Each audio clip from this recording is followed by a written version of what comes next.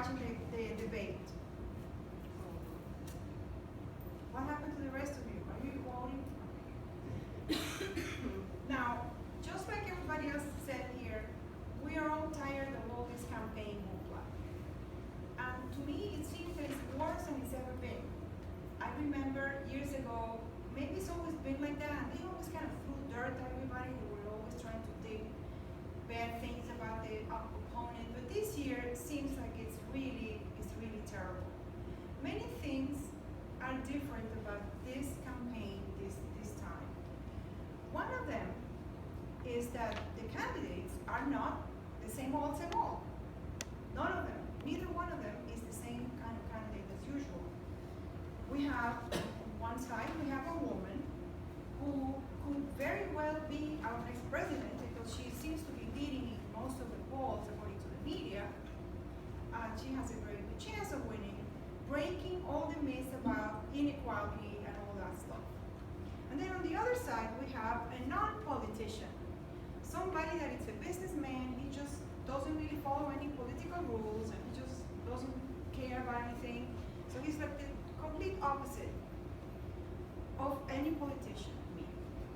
Now, the other thing that is very different is that 20 years ago, 15 years ago, if a politician, a candidate, would have had just a small portion of all these issues that these guys have under their belt, they have just had to drop out of the campaign and out of the running.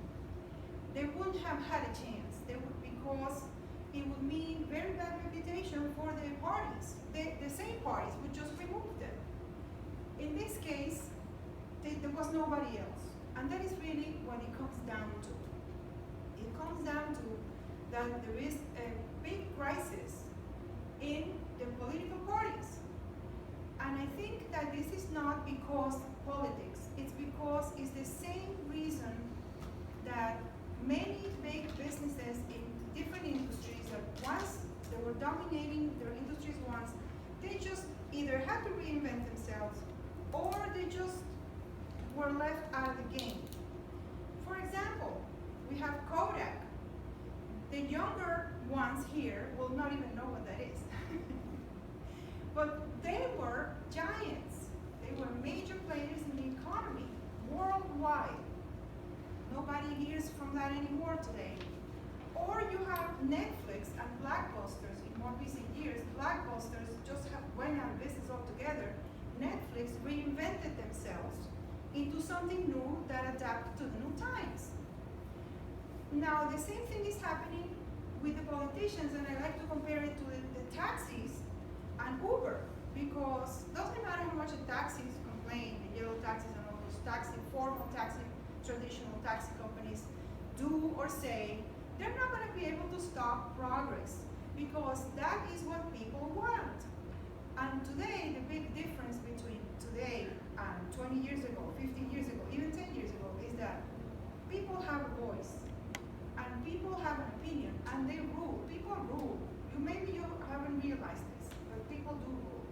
When you are traveling out of town, for example, and it's lunchtime, and you don't know where you're going to have lunch because you don't know the place, you're going to go to your phone, you're going to do a search, a restaurant near me, and you're going to have a selection, and you're going to do a little quick research, see how many reviews they have, what people are saying, and then you make your decision, and you expect to have a pretty decent meal based on your research, and you probably will.